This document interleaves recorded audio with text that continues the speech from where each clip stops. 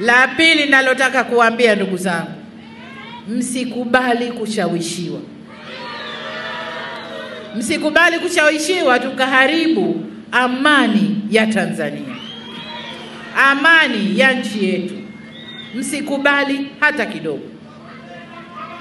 Wanaoshawishi wanapopa kwenda, nataka kuambia ukitokea jambo kidogo, tunawarudisha airport, passport zao mkononi, zina visa tayari, wanaondoka.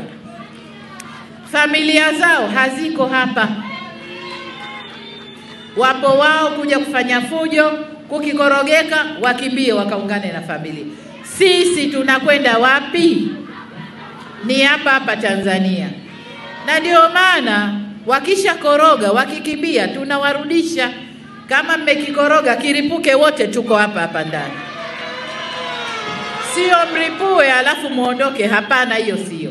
Kwani waombe vijana wangu, watoto wangu, vijana wa Tanzania, msikubali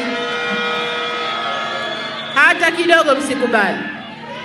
Tokeni, kapigeni kura, rudi nyumbani, subiri matokeo. Ninawahakikishia usalama. Vyombo vya ulinzi vimejipanga vyema, kutakuwa salama. Lakini na nyinyi wananchi mutuze ule usalama.